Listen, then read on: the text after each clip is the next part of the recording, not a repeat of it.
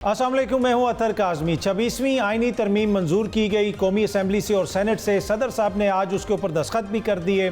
इस तरमीम के हवाले से कहा जा रहा है कि हमारा जो अदालती निज़ाम है उसमें बेहतरी लेके आनी है, इंसाफ की फराहमी में बेहतरी लेके आनी है। लेकिन गुज़िश्ता रात जो कौमी असम्बली में तकारीर की गई वहाँ से तो ये तासुर नहीं मिला कि ये इंसाफ की बेहतरी के लिए किया जा रहा है। वहाँ से तो ऐसे लगा कि जैसे इन मोज़िज़ शख्सियात का, यानी जो हुकूमती शख्सियात हैं, इनका कोई ख़ास किस्म का इशू है अदलिया के साथ। वहाँ पे जो तकारीर की गई उसमें अदलिया को तनकीद का निशाना बनाया गया, मोज़िज़ जज साहिबान को तनकीद का निशाना बनाया गया। बिलावल वहाँ पे क्या कहते रहे, ज़रा सुनिएगा।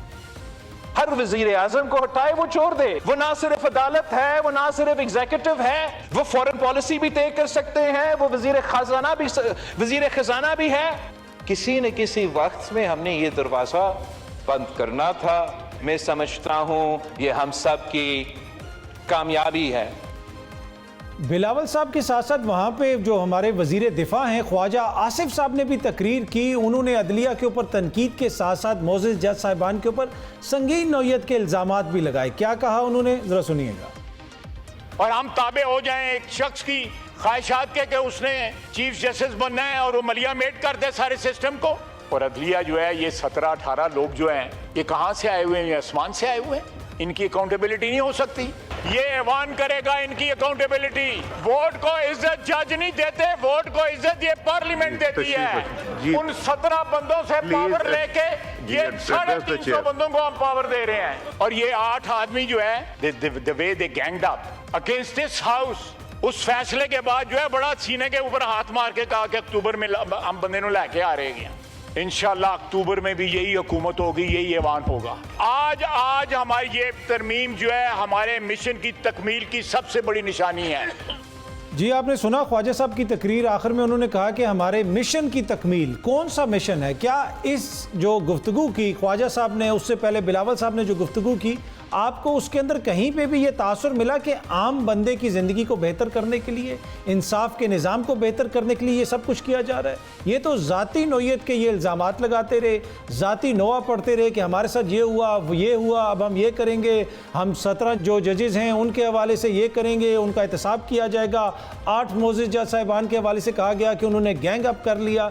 क्या ये वो सारी थिंकिंग थी जो इस तरमीम के पीछे थी? ये तो आपको बताया गया, मुझे बताया गया कि हम तो निज़ाम इंसाफ में कोई इनकलाब लेने जा रहे हैं, यहाँ पे जनाब दूध और शहद की नहरें बह जाएंगी, इंसाफ का निज़ाम बेहतर हो जाएगा। लेकिन इनकी बातों से तो ये तासुर नहीं मिल रहा, इनकी बातों से तो कुछ और ही तासुर मिल रहा है। अच्छा, इस सारे अमल के अंदर मियाँ नवाज शरीफ साहब बिल्कुल इर्रेलेवेंट हमें लगे, ऑल्दो कि वो नज़र आए हमें गुज़िश्ता रोज़ असम्बली के अंदर, और जिस तरीके से वो वहाँ पे बैठे रहे उसके ऊपर भी बहुत सारी बहस होती रही। लेकिन आखिर में उन्होंने एक शेर पढ़ा। मियाँ साहब ने क्या कहा, ज़रा ये भी सुनिएगा। जो दुख हमने अदलिया के हाथों उठाए हैं, तो अदलिया के किरदार पे एक शेर है, नाज़ो अंदाज से कहते हैं कि जीना होगा, जहर भी देते हैं तो कहते हैं कि पीना होगा। जब मैं पीता हूँ तो कहते हैं कि मरता भी नहीं, और जब मैं मरता हूँ तो कहते हैं कि जीना होगा। जी, आपने सुना कि मियाँ साहब को भी अदलिया ने दुख दिए हैं। उन्होंने अदलिया की जो ज़्यादतियाँ हैं उनका जिक्र एक शेर के ज़रिए किया, लेकिन उनके जो शेर है उसमें गालिबन वज़न नहीं था, क्योंकि मौलाना फजल रहमान साहब ने क्या कहा, ज़रा ये भी सुने। जनाब स्पीकर, मियाँ नवाज शरीफ साहब ने जो शेर कहा है, बड़ा बरमौका और बड़ा बरमहल कहा है, लेकिन ज़रा थोड़ा सा वज़न को ज़रा ख्याल रखना होता है। शेर के अंदर जहर भी देते हैं, कहते हैं कि पीना होगा, इसमें तो नहीं लगाना, वरना शेर का बेड़ा गर्क हो जाता है।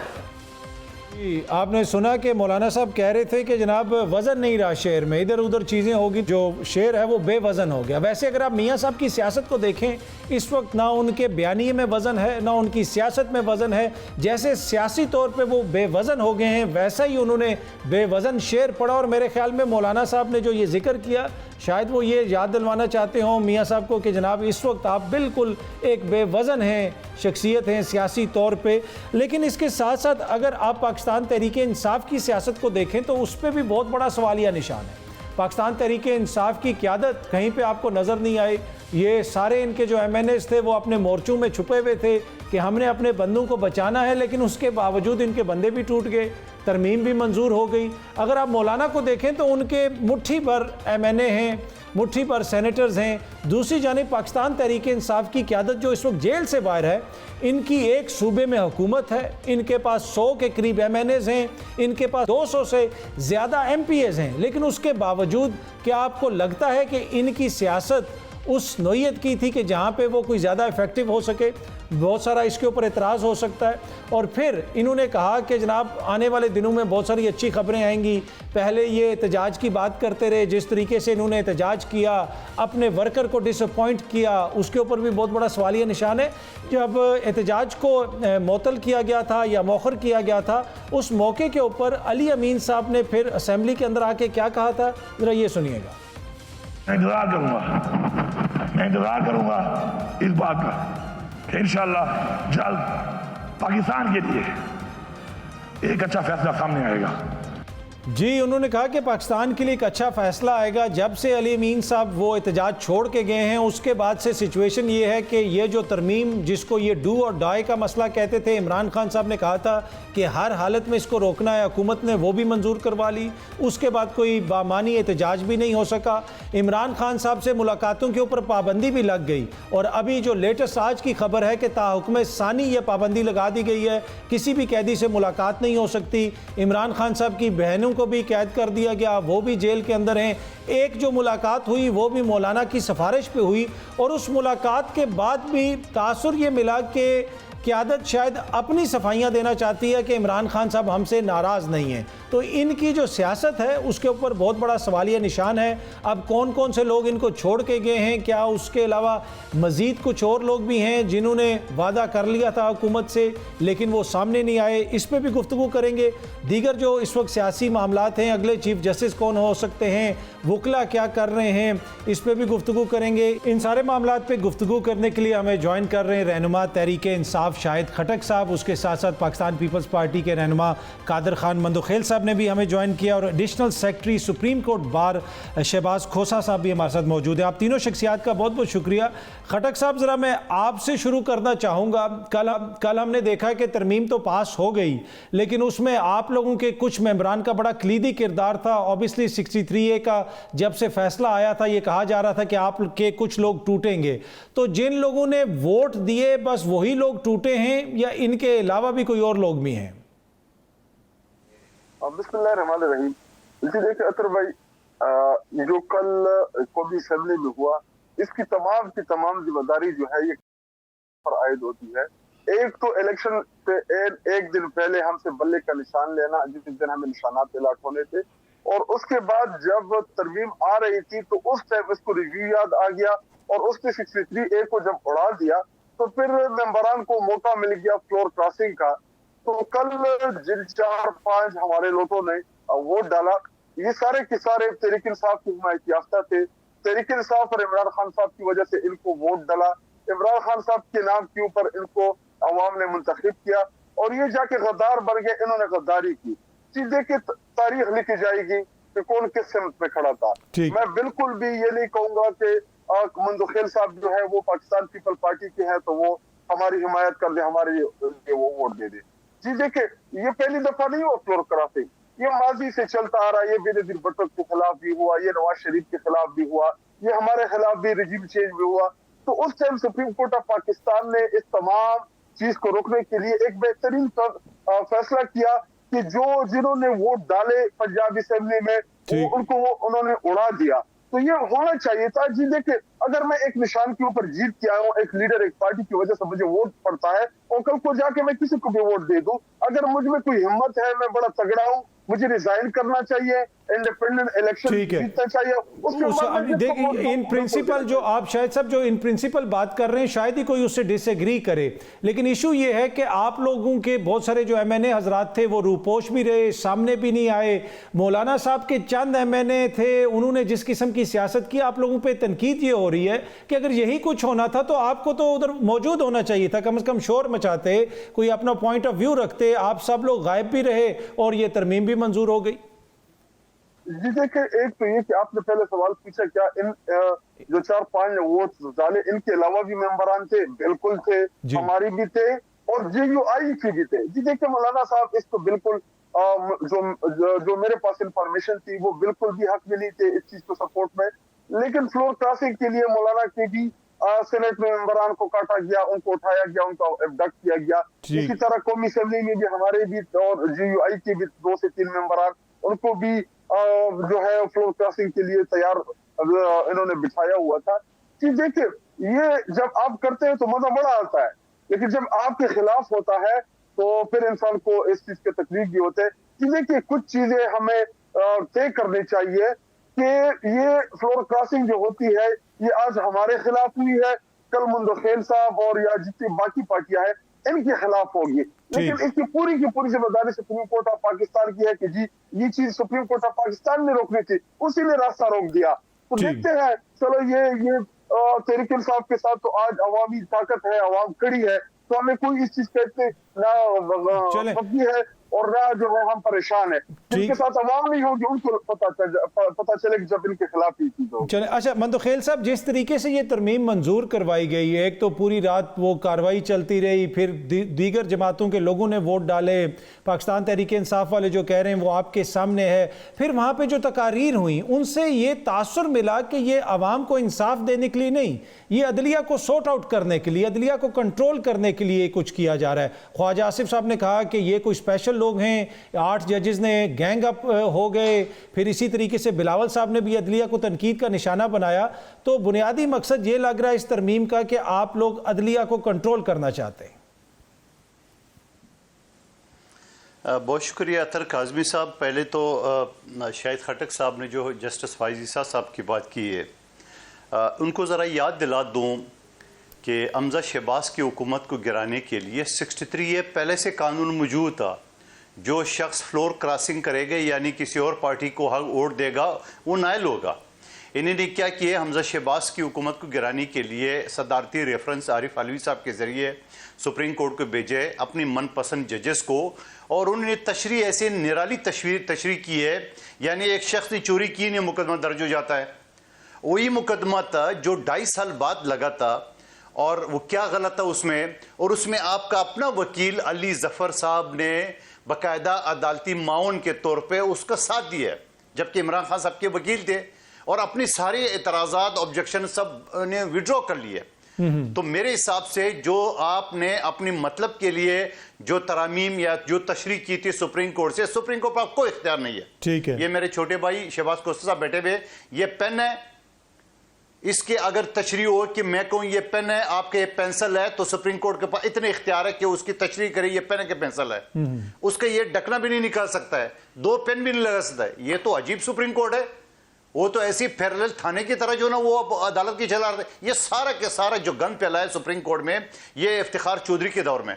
फिर उसके बाद आया थे निराला जज, वो तो ये सर ये जो मेरा क्वेश्चन था कादर भाई कि आप इन लोगों को कंट्रोल करना चाह रहे हैं कि इनका तरीकाकार आप लोगों ने दुरुस्त करना है, इसलिए ये मैं आपको यही दलाइल दे रहा हूं कि सुप्रीम कोर्ट इफ्तिखार चौधरी के वक्त से लेके वो एक थाना बन गया था, वो पैरेलल हुकूमत बन गया था, वो ऐसी बन गया था, उसने कहा मैं कुछ नहीं मानता हूं, मेरी बात मान लो, किसी और की बात नहीं मानता। ऐसा तो नहीं चलेगा ना। पार्लियामान के पास इख्तियार है कानून साजी करना, तब्दीली कर। अगर पार्लियामान एक फैसला करे कि सुप्रीम कोर्ट पाकिस्तान में होना भी नहीं चाहिए, हाई कोर्ट से काम चलाओ, तब कौन होता है एतराज करने वाला? पार्लियामान के पास इख्तियार है। ठीक है, फिर उसके बाद जो ये बता रहे हैं कि मौलाना साहब क्या फैसला कर सकती है? ये पार्लियामान भी तो आइन के अंडर है ना, ये कोई बरतानिया की पार्लियामेंट तो है नहीं है कि जहां पे रिटर्न आइन ना हो। हाँ, अच्छा, अगर पार्लियामान, मैं जिस कमेटी को हेड कर रहा था पार्लियामानी, ये खुर्शीद शाह साहब कमेटी है, ऐसी कमेटी मेरे पास थी। मेरे पास जो ब्यूरोक्रेसी आती थी, सुप्रीम कोर्ट ने ये कर दिया, कोर्ट ने, मैंने कहा चुप रहो। पार्लियामान अगर आज फैसला करे सुप्रीम कोर्ट के चीफ जस्टिस की तनख्वाह 1 रुपए हो तो 1 रुपए होगा।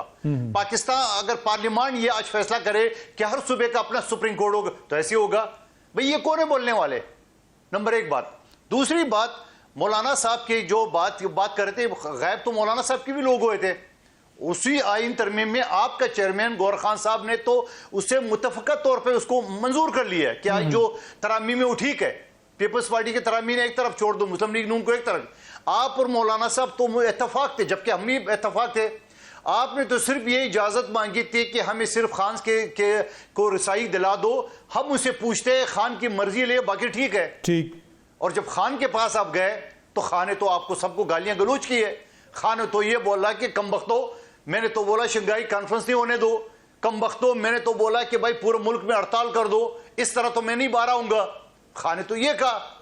उसके बाद जाके ये करे, क्या आपके टीवी चैनल ने नहीं दिखाया कि गौर खान का, उसने कहा हमारा मुलानत के साथ मुतफका ये जो मसौदा है ठीक है।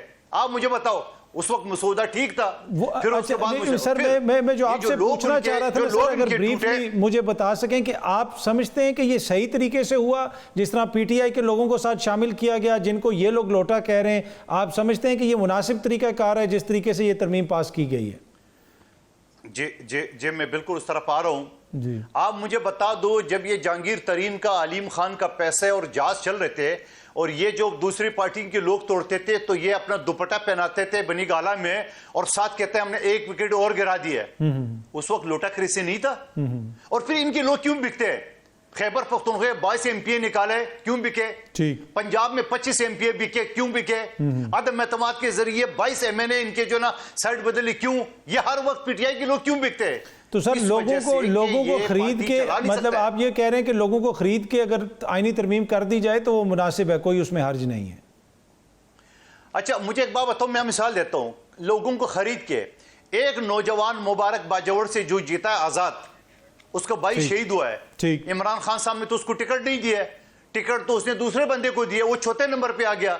उस बंदे ने एड़ी चोटी का जोर लगा, बाबा खुदा का वास्ता मुझे अपना लो, मुझे अपना लो। पीटीआई वाले अपना नहीं रहते। वो बेचारा असम्बली आता था, इमरान खान की तस्वीर लेके अपना रहे थे, वो आखिर में मजबूर हो गया। वो उसने कहा भाई ये तो मुझे एक्सेप्ट करने को तैयार नहीं है। तो आप मुझे बता दो कि जब आप अपने मेंबरान के साथ, या वो तो मेंबरान में नहीं, ये जो 4 लोग हैं ये तो आजाद जीते, आजाद जी, इनका क्या ताल्लुक उनसे? दूसरी बात, मैं तो सिर्फ कौला दे रहा हूं कि तुम खरीद लो तो विकेट कोई और खरीद ले तो फिर फ्लोर अब इस आईनी तरमीम का अदलिया के ऊपर क्या असर पड़ेगा, ये बड़ी इंपॉर्टेंट चीज है। कादर मंदोखेल साहब, छोटी सी मैंने एक ब्रेक लेनी है, ब्रेक से वापस आते हैं तो गुफ्तगू के सिलसिले को यहीं से आगे बढ़ाएंगे। वेलकम बैक जी। अच्छा खोसा साहब, ये पार्लियामेंट का इख्तियार है, अगर वो कोई तरमीम करना चाहते हैं वो कर सकते हैं। ऑब्वियसली पार्लियामेंट ने एक तरमीम की है, उसमें अदलिया के हवाले से कुछ चीजें हैं, उसके ऊपर आप तहफ़्फ़ुज़ात का इजहार तो कर सकते हैं, लेकिन आप लोग उसको इस तरह आउटराइटली रिजेक्ट कैसे कर सकते हैं? कैसे कह सकते हैं कि हम इसको नहीं मानेंगे? कौन सी ऐसी चीज है जिसकी वजह से आप लोग ये मौक़िफ़ ले रहे हैं? जी साहब, thank you for having me in your show. देखिए, आपने बिल्कुल ठीक फरमाया कि ये पाकिस्तान की जो आइन है ये इंग्लैंड की तरह एक अनरिटन डॉक्यूमेंट नहीं है। इंग्लैंड के बारे में कहते हैं कि इंग्लैंड का जो पार्लियामेंट है वो किसी नीले शख्स वाली आंखों को कह सकता है कि इसकी नीली आंखें नहीं हैं, इसकी ब्राउन आंखें हैं, तो वो भी कबूल करना पड़ेगा। मगर पाकिस्तान के बारे में ये नहीं कहा जा सकता। पाकिस्तान का आइन 1973 में आया और इसका बैकग्राउंड ये है कि आपने यहाँ पर कुछ प्रिंसिपल्स ले डाउन किए, फॉल ऑफ ढाका हो गया था। तो आपने जब आइन बनाया उस वक्त एस्टैब्लिशमेंट नाम की कोई चीज नहीं थी। जितने आइन साज, और मैं जुल्फिकार अली भुट्टो साहब को, शहीद को बहुत क्रेडिट दूंगा, उन्होंने इस पर ब्रूट मेजॉरिटी से वो आइन बना सकते थे, मगर ब्रूट मेजॉरिटी से नहीं बनाई। उन्होंने सबका कंसेंसस डेवलप किया और सोचा ये गया कि इसमें ऐसी क्वालिटीज डाली जाएं कि ये आइन जो है ये पाकिस्तान की इस्तेहकाम में और पाकिस्तान को फलने फूलने में और पाकिस्तान के प्रोग्रेस होने में पाकिस्तान के लिए करामत शामिल हो। इसमें अदलिया जो है ये कंप्लीटली इंडिपेंडेंट हो एग्जीक्यूटिव से, ताकि लोगों के फंडामेंटल राइट्स, जिस तरह ढाका में या बांग्लादेश में वेस्ट पाकिस्तान ने ईस्ट पाकिस्तान के लोगों के फंडामेंटल राइट्स सलब किए और आप किसी अदालत नहीं जा सकते थे और उसके रिजल्ट में फॉल ही हो गया, ढाका ही गिर गया, वो आजादी लेके चले गए हमारे से, तो ये ना हो दोबारा। तो इसलिए आपने अदालत को बिल्कुल आजाद किया ताकि एग्जीक्यूटिव को वो चेक कर सके, गवर्नमेंट को वो चेक कर सके। ये पार्लियामेंट का प्रीएम्बल मैं आपके लिए पढ़ देता हूं। आपके प्रीएम्बल में लिखा हुआ है, where in the independence of judiciary shall be fully secured. ये पार्लियामेंट की आपकी पहली कॉन्स्टिट्यूएंट असेंबली का मुत्तफिका आइन है, शहीद जुल्फिकार अली भुट्टो का बनाया हुआ, जिसके दिफा में मोहतरमा बेनजीर भुट्टो ने अपनी जान भी दे दी मगर डिक्टेटर से सौदा नहीं किया। पर सर ये जो तरमीम अभी हुई है, क्या इससे इंडिपेंडेंस ऑफ जुडिशरी मुतासिर हुई है? देखें वो उसी तरह चीफ जस्टिस भी होंगे, ये तो नहीं हो रहा कि कोई बाहर से वो कोई किसी जज को लेके आ रहे हैं। It's a serious question. जो गवर्नमेंट हैवी आपने बनाई है जुडिशल कमीशन, उसमें 4 लोगों की गवर्नमेंट की अक्सरियत है। मतलब मेरा आज मुझे किसी गवर्नमेंट डिपार्टमेंट से मसला है, मेरे पास रेमेडी क्या है? मैं उस डिपार्टमेंट के सेक्रेटरी को जाके एप्लीकेशन दूं कि भाई साहब आपके डिपार्टमेंट ने मेरे साथ ये किया है। सेक्रेटरी नहीं मानता, मैं किसके पास जाऊं? मैं पहले अदालत के पास जाता था, और अदालत में जजेस इंडिपेंडेंटली भर्ती होते थे। अदालती निजाम खुद बेशक परफेक्ट नहीं था, मगर एक निजाम था जो कि एग्जीक्यूटिव से तो दूर था। अब क्या है, एग्जीक्यूटिव के बनाए हुई जुडिशरी जो पिछले 3 सालों से इस जुडिशरी में हो रहा है कि कोई रिट कामयाब नहीं हो रही। क्यों नहीं हो रही? क्योंकि ऊपर एक काला नाग चीफ जस्टिस बिठाया हुआ है आपने, जो कि एग्जीक्यूटिव का साथ दे रहा है। अब वो क्योंकि चीफ जस्टिस रिटायर हो रहा है, इसलिए इन्होंने कहा कि इसको आईन में ही ले आए कि एग्जीक्यूटिव के ताबे हो जाए जुडिशरी। और आपने एग्जीक्यूटिव हैवी जुडिशल कमीशन बना दिया, उसमें सारे तो आपके वो गवर्नमेंट के लोग हैं, और आप 3 की अक्सरियत 4 की अक्सरियत से बैठे हुए हैं आप वहां पे। तो वो जो जजेस आएंगे वो तो वही होंगे जो खुशामद करेंगे हुकूमत की, जो कि हुकूमत के खिलाफ फैसले नहीं देंगे, तभी आप उनको लगाएंगे ना आईनी बेंच का सरबरा। और आपने एक प्रिंसिपल जो कि आपका प्रिंसिपल है सीनियोरिटी का, देखिए पाकिस्तान में एक इदारा है जहां पे कोई डिस्प्यूट नहीं है, मुझे अच्छा नहीं लगता एक बंदा, मगर उसकी बारी है तो वो चीफ जस्टिस बनेगा। ये नहीं होगा कि कोई छोड़ के भाग जाएगा कि नहीं जी मैं अपनी बारी नीचे वाला बारी लेने आ जाएगा। ये नहीं होता पाकिस्तान की अदलिया में। आपने उस प्रिंसिपल को भी तोड़ दिया, आपने ये बेस्ट ऑफ 3 खेलना शुरू कर दिया। ये क्या तरीका है जी? ये आपका 175(3) की खिलाफ वर्जी है। आपका कॉन्स्टिट्यूशन और मुल्क के पाकिस्तान जो है ये एक इंडिपेंडेंस ऑफ जुडिशरी के पिलर पे खड़ा है। अगर आप इसमें से ये पिलर निकाल दें तो आज के बाद तो एक गवर्नमेंट डिपार्टमेंट के सेक्रेटरी के पास ज्यादा पावर है, आपके चीफ जस्टिस के पास वो पावर्स नहीं है। आपने तो एक पूरा प्रोफेशन उड़ा दिया, आपने एक पूरा जुडिकेचर का सतून उड़ा दिया। और दूसरी बात, आपने उड़ाया किस तरीके से? आपने उड़ाया इस तरीके से कि अभी यहाँ पर मेरे साथ 2 MNAs बैठे हुए हैं, क्या इनसे पूछें कि आपकी तरमीम आपने पूरी पढ़ी है? कितनी तरमीमें हैं? तो शायद ये इनको नहीं बताऊंगी। यहाँ पर अभी तक ड्राफ्ट जो है वो लोगों को मुयस्सर नहीं है, उनको पता नहीं है। लोटाक्रेसी तो दूर की बात। अच्छा, ये बड़ा इंपॉर्टेंट पॉइंट है आपका खोसा साहब। अच्छा, कादर मंदोखेल साहब, इतनी जल्दी क्या है? अगर आइन के अंदर इस तरह तब्दीली की जा रही है जिससे ऑब्वियसली अदलिया मुतासिर होगी, लोग क्वेश्चंस भी करेंगे, तो रश क्या था कि आधी रात तक सब कोई बैठे रहे? मियाँ साहब को भी बुलाया गया, सारे लोग वहाँ पे थे। लगा इस तरह के जैसे कोई मतलब खुदा न खास्ता कोई क़यामत आ जाएगी अगर आज ये ना हुआ। तो उसकी वजह से भी लोग क्वेश्चंस कर रहे हैं कि भाई थोड़ा सा सब्र कर लेते, लोगों को पढ़ने देते, लोगों को बहस करने देते। अतर काज़मी साहब, आप मुझे बताओ, लोगों का क्या वास्ता? जब 8-10 लाख आबादी के लोग एक MNA को मुंतखब करते हैं तो आप उनको, जब आपने इख्तियार दिए तो फिर आप चौक चौराहे पे डिस्कस करेंगे। नंबर 1 बात, MNA हजरात की बात कर रहे थे सर, MNA हजरात को दे देते ना। MNA की बात करो ना, MNA उनकी बात कर रहे हैं, MNA की। भाई मेरी बात सुनो अतर काज़मी साहब, आप मुझे बताओ, PTI के दौर में मैं उसी असम्बली का हिस्सा था, 34 बिल आधे घंटे के अंदर पास हुए। खटक साहब मुझे नहीं पता उस असम्बली में थे कि नहीं, पिछले में 34 बिल। एक बात उसको भी छोड़िए, आप फिर 20 मिनट में 35 करें ना। आप सर 20 मिनट में 35 करें और रिकॉर्ड कायम करें, PTI वालों को शिकस्त दें। मसला ये है कि आपने तो चीजें बेहतर करनी है। ये जो अच्छा अतर काज़मी साहब, ये जो चीज अच्छी है, जो पिछले 1-2 महीने से डिस्कशन हो रही थी, और ये जो रात हो गई तो PTI की वजह से हुआ है। PTI ने कहा मैं एक चांस दो, मौलाना साहब से टाइम मांगा था, नहीं तो इसने परसों होना था, ये टाइम दिया है। फिर मौलाना साहब ने कहा 1 दिन और दो, फिर 1 दिन और दो, जब भी ये थोड़ा सा लंबा हो। दूसरी बात, मेरे छोटे भाई शहबाज खोसा साहब बता रहे इंडिपेंडेंट जुडिशरी, वो कौन सी इंडिपेंडेंट? कौन सी इंडिपेंडेंट? एक सूबे का फर्द वाहिद चीफ जस्टिस जो अपने दामाद को पंजाब से बुला के सिंध से जज बनाना चाह रहा था, सिंध हाईकोर्ट बार पूरी खड़ी हो गई है। वो मैं नहीं कहता हूं जिसका 25-30 साल का लोंडा आज अरबों रुपए में खेल रहा है, किसके साथ लाए ने उसकी? क्या कोसा साहब आपने वो जजमेंट नहीं पढ़ी सुप्रीम कोर्ट की जिसने कहा कि सिंध हाई कोर्ट में काली बेड़ियां हैं उकला के बारे में, जो चैम्बर में घुस के 3 बजे स्टे लेते और 3-3 साल तक केस लगने नहीं देते? आप मुझे पता उनकी बात करें, अभी मैं नाम लूंगा तो खली खुल जाए के जो टीवी पे आके बढ़के मार रहे हैं। क्या उस वकील ने 1.5 अरब रुपए इफ्तिखार चौधरी के टाइम पे अड़प नहीं किए जस्टिस निजाम के नाम पे? क्या जो टीवी पे आके बढ़के मार रहे इनके कौन से हाई कोर्ट के जज बता दूं लिस्ट इनकी? एक फर्द वाहिद सूबे का चीफ जस्टिस वो अपने सुन ले, वो अपने बांजों की, भतीजों की, चमचों की, रिश्तेदारों की, चैम्बर के लोगों को फर्द वाहिद अपॉइंट करता था। पर ये आज तो पार्लियामेंट के मेंबरान जिसपे पीटीआई के भी होंगे वो मुंतखब करेंगे। पर आप सर, उसको इंडिपेंडेंट कहते हैं, ये चीजें तो अरसा दराज से इस तरह की बातें हो रही है ना, अचानक ऐसा क्या हुआ? ना अरसा दराज ना सुन लो, अभी काजी साहब जब थे तो तब तो नोटिफिकेशन हो गया था। जी सुनाएं। ना अतर साहब, ये हमने अचानक रात की तहरीकी में नहीं किए। 2021 में पीटीआई के दौर में मैंने प्रैक्टिकली बिल जमा किए, खटक साहब निकाल दे। मैंने कहा एक चपरासी की नौकरी के लिए आप 3 मरतबा इंटरव्यू जात ना से जबान पूछते हो, एक हाई कोर्ट के जज अपनी चमचो बांजो भतीजों को क्यों लेते हो? बड़ा अप्रिशिएट किया पीटीआई के मेंबरान ने, मगर फरोग नसीम ने के वो वजीर कानून थे, इसने टाल मटोल से काम लिया है।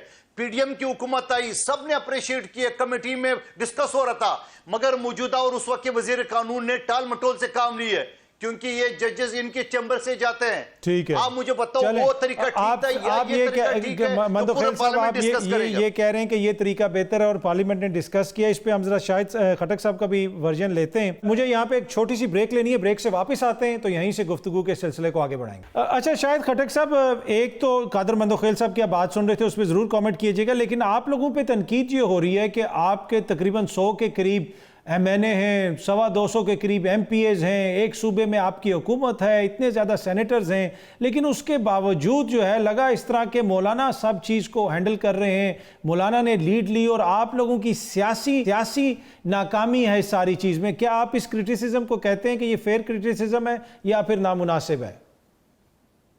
जी देखिए, तो मैं बाद में आऊंगा, पहले मैं मंदोखेल साहब को 2-3 चीजों की क्लैरिफिकेशन करना चाहूँ। जी इनका जो लीडर है, हम तो उसको पर्ची वाला बोलते हैं, क्योंकि उसकी पॉलिटिकल कोई स्ट्रगल तो है नहीं, बस वो बाप दादा नाना की विरासत को मिल गई है।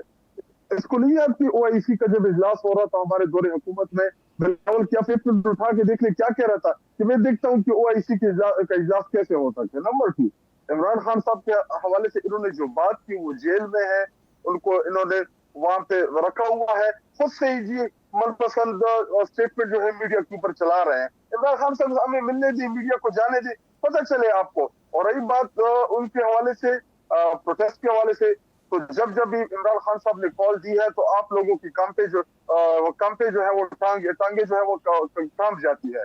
जी देखिए, एक चीज ये कह रहे हैं कि जी जहांगीर तरीन का जहाज चला, मुझे बताएं कि किसी भी लेवल के ऊपर तहरीक इंसाफ ने फ्लोर क्रॉसिंग की हो अपने दौरे हुकूमत में, ये मुझे वो बता दे, एक एग्जांपल बता दे।